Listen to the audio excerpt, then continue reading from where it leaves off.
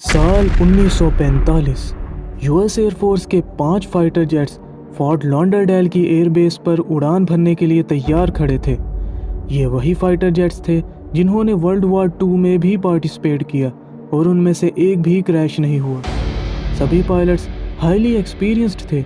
इनको लीड कर रहे थे 3000 फ्लाइट आवर्स का एक्सपीरियंस लिए चार्ल्स कैरल टायलर। इन सब का प्लान बहुत सिंपल था। वो लॉडरडेल की एयरबेस से फ्लाई करेंगे, हैंड्स एंड चिकन आइलैंड पर प्रैक्टिसिंग बॉम्ब्स फायर करेंगे और बहामास आइलैंड से कर्व करते हुए फ्लोरिडा की लॉडरडेल एयरबेस पर लैंड करेंगे। सभी पायलट्स ने टेक ऑफ किया और अपनी डेस्टिनी की तरफ रवाना हो गए। सब कुछ नॉर्मल था, मौसम साफ था, लेकिन एक चीज़ थी जो बिल्कुल भी नॉर्मल नहीं थी। वो था बरमूदा ट्रायंगल। जैसे ही प्लेन्स ने बरमूदा ट्रायंगल की बाउंड्री में एंटर किया, उनका कनेक्शन एयरबेस से कट हो गया। प्लेन्स रडार में दिखना बंद हो गए। इतने में एयरबेस में हलचल मच जाती है, लेकिन फिर ठीक 20 मिनट बाद चार्ल्स का दोबारा एयरबेस से कनेक्शन होता है और वो बड़ी परेशान कुनवाज में कहते हैं, यहाँ सब कुछ बहुत अजीब है।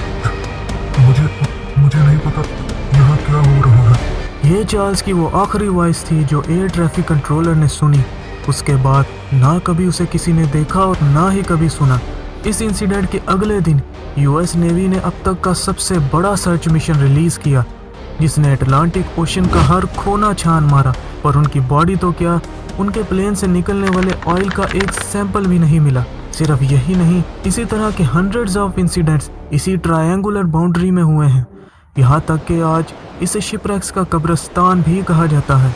क्या वाकई इस ट्रायंगल में एलियंस का राज है या इसके पीछे की साइंस कुछ और है?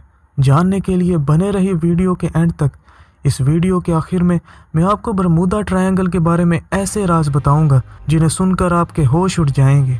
बरमूदा ट्रायंगल अटलांटिक ओशन का ऐसा एरिया है जो कि 3 आइलैंड्स की बाउंड्री को टच करता है, Florida, Puerto Rico and Bermuda.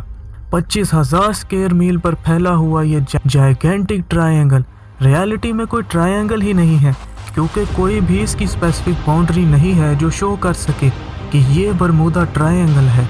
लेकिन सोचने वाली बात तो ये है कि पूरा अटलांटिक ओशन छोड़कर आखिर इसी एरिया में ऐसी कौन सी मिस्टीरियस बात है कि 50 से ज़्यादा शिप्स और 30 से ज़्यादा प्लेन्स मिस्टीरियसली गायब हो गए। ऑस्ट्रेलियन फेमस साइंटिस्ट कार्ल क्रुशेल्स्की के मुताबिक बरमूदा ट्रायंगल में कोई भी मिस्टीरियस बात नहीं है। कार्ल ने चंद ऐसे रीज़न भी बताए जो कि काफ़ी हद तक पॉसिबल भी हैं कि क्यों सिर्फ इसी एरिया में ज़्यादा शिप्स और प्लेन्स क्रैश होते हैं। Number 1, methane gas. कार्ल के मुताबिक अटलांटिक ओशन के इस एरिया में सबसे ज़्यादा मीथेन क्लैथरेट पाई जाती है। ये ओशन की तह में मौजूद बर्फ़ की तरह दिखने वाला एक ऐसा मटीरियल होता है जिसके अंदर मीथेन गैस ट्रैप होती है। जब वाटर टेम्परेचर चेंज होता है तो ये मीथेन गैस बबल्स की फॉर्म में ओशन की सरफेस तक पहुंचती है।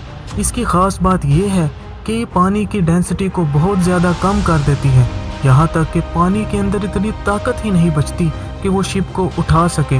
अगर कार्ल की इस थ्योरी को सही मान लिया जाए तो 1918 के यूएस साइक्लोप्स शिप, जो कि 300 लोगों के साथ मिस्टीरियसली कहीं गायब हो गया था, और इसी तरह के हज़ारों केसेस जो इसी ट्रायंगुलर बाउंड्री में रिकॉर्ड हुए, उनकी मिस्ट्री तो इधर ही सॉल्व हो जाती है। लेकिन याद रहे, मीथेन गैस के अंदर इतनी पावर नहीं कि वो हवा में उड़ने वाले प्लेन्स को क्रैश कर सके। थ्योरी नंबर 2, कार्ल कहते हैं कि बरमूदा ट्रायंगल में ज़्यादा इंसिडेंट्स की वजह एक्सट्रीम वेदर भी हो सकता है।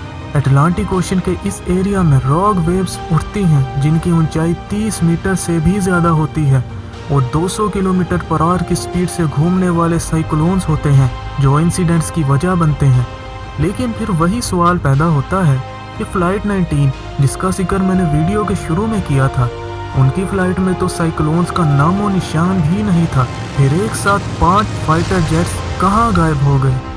थ्योरी नंबर 3, कार्ल कहते हैं कि ये बात भी पॉसिबल है कि फ़्लाइट 19 के कैप्टन चार्ल्स टायलर का कंपास ख़राब हो गया होगा और वो फ्लोरिडा की तरफ कर्व करने की बजाय बहामास आइलैंड्स की तरफ मुड़ गए।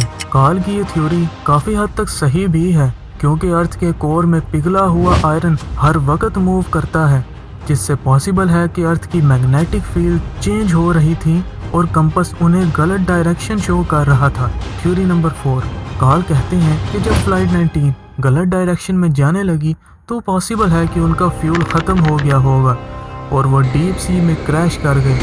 لیکن پھر سائنٹسٹ نے یہ سوال اٹھایا کہ اگر وہ اٹلانٹک اوشن میں کریش کر گئے تو ان پلینز کا ملبہ کہاں گیا اور ان پائلٹس کی باڈی آخر کہاں ہے؟ کارل کہتے ہیں کہ یہ پاسبل ہے کہ وہ پلینز برمودا ٹرائنگل کے اس ایریا میں گرے ہوں جہاں گلف سٹریم بہتی ہے اور وہ ان پلینز کو 70 کلومیٹر پر آور کی سپیڈ سے ڈیپ اٹلانٹک اوشن کی طرف لے گئی۔ کارل کی سبھی تھیوریز کچھ حد تک پاسبل بھی ہیں، مگر ریالٹی تو یہ ہے کہ اس یونیورس میں ہم اکیلے نہیں ہیں۔